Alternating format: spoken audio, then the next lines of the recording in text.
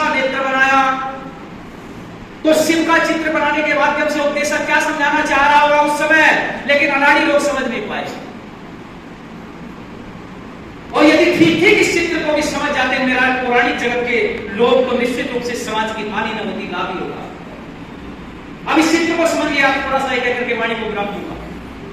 ये जो तीसरा नेत्र खुला है, इसका मतलब ये नहीं है कि वहां तीसरी आंख है, क्योंकि संसार में जितने भी प्राणियों ने जन्म लिया है, जो भी आत्मा शरीर में आई है, आज तक सृष्टि के आदि से लेकर के अब तक सबकी दो ही नेत्र हैं। तीन नेत्र किसी के बोलो, किसी के तीन नेत्र, क्योंकि परमात्मा के बनाए हुए इस शरीर के अंदर, क्योंकि परमात्मा एक भी काम ऐसा नहीं करते जिसका कोई अर्थ न हो, जो प्रकृति के विपरीत हो, जो सिद्धांत के और विज्ञान के विपरीत हो, ऐसा एक भी काम परमात्मा बोलो। तो फिर ये तीसरा नेत्र बनाने का उद्देश्य क्या? वो कहते हैं कि तीसरा नेत्र होता है व्यक्ति का ज्ञान, बुद्धि।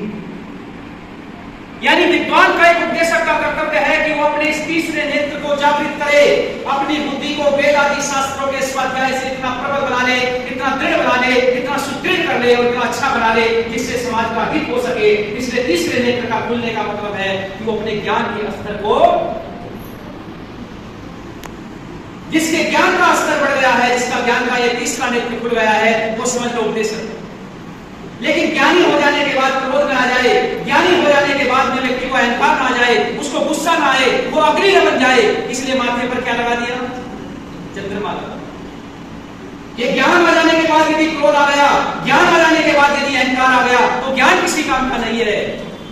इसलिए क्या रहना पड़ेगा? हमें शीतल रहना पड़ेगा, विनम्र रहना पड़ेगा। उपदेशक को सभी बातें सुननी पड़ेगी। लोग गालियां भी देते हैं, लोग जूते भी मारते हैं, लोग कीड़े कंकर भी फेंकते हैं लोगों पर, बहुत सारी चीजें उपदेशकों को मिलती है, पर उसमें कैसा रहे उपदेशक? बहुत विनम्र रहे, सत्य का प्रचार करता। और तीसरी बात, जो सत्य से गंगा निकल रही है पानी की, इस गंगा का मतलब क्या है? गंगा का मतलब पानी निकलना नहीं है। ये पानी तो निकाल दिया है लोगों ने, गलत भ्रांतियां फैलाई है। ज्ञान की गंगा, ज्ञान अपने पास नहीं रखना है। ज्ञानी बन गए तो अपने पास रहने से क्या फायदा? उसको किसको दीजिए? समाज में प्रवाहित करिए उसको। जो अविद्या में पड़े हुए लोग हैं, यदि उनकी अविद्या दूर नहीं मिली तो ज्ञान का क्या फायदा?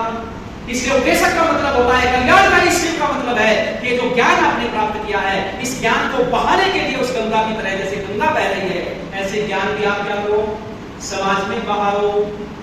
लेकिन एक चीज और बना दी आगे, और वो क्या कर दिया? गले में क्या लटका दिए?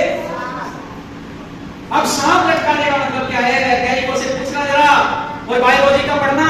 सांप का एक विशेष गुण होता है, वो जहरीली गैसों को सोखता है और अच्छी वायु, ऑक्सीजन बाहर, कार्बन डाइऑक्साइड किस बात, ऑक्सीजन बाहर। यानी सांप उपदेशक जो है, उसके पास में इस प्रकार की चीजें, इस प्रकार की नॉलेज उसके पास में होगी। जितनी जितनी जहरीली बातें हैं, जितनी जितनी अविद्या वाली बातें हैं, पाखंड है, उन पाखंड को खींचता चला जाए, सोखता चला जाए, उनको दूर करता चला जाए, और अच्छी अच्छी बढ़िया बढ़िया विद्याजनित बातें समाज में फैलाता।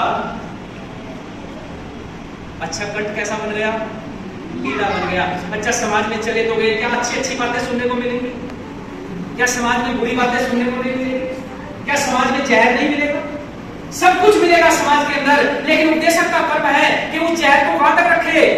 कंठ तक रखे। और यदि कंठ के नीचे वो जहर हृदय पर चला गया तो याद रख लेना, जो चीज दिल पर लग जाती है वाणी से बाहर निकल जाती है। लोग कहते हैं ना, इसने बात किस पर ले ली,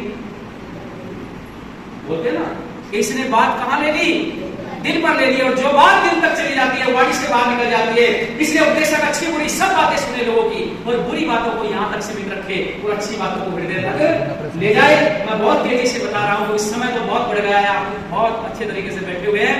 बस समाप्त करना चाहता हूं यहाँ कहकर के कि छाल का मतलब ये है, उपदेशक का ये भी कर्तव्य है कि वो छाल, मैंने शेर की छाल दिखाई गई है वहां पर, और उसका मतलब है कि वो शारीरिक रूप से भी अपनी उन्नति करे, वो बलवान भी बने। जब वो समाज में पाखंडों का विरोध करेगा, असत्य का विरोध करेगा, तो बहुत सारे लोग उसको मारने के लिए दौड़ेंगे। लेकिन उसको अपने आप को इतना मजबूत भी बनाना है, इतना कठिन भी बनाना है, इतना बढ़िया भी बनाना है, इतना सुंदर शरीर भी बनाना है कि जिसको देख करके दूसरा व्यक्ति 10 बार सोचे उस पर प्रहार करने से पहले। इसलिए बढ़िया बनो, दृढ़ बनो, अच्छे बनो।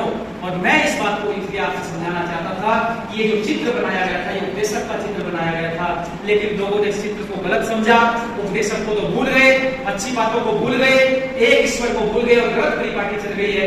पूजा पाठ सुधारना पड़ेगा, निराकार ईश्वर को जानना पड़ेगा, उसकी पूजा करोगे तो लाभ मिलेगा, वरना ये जन्म मरण का चक्कर तो चल ही रहा है।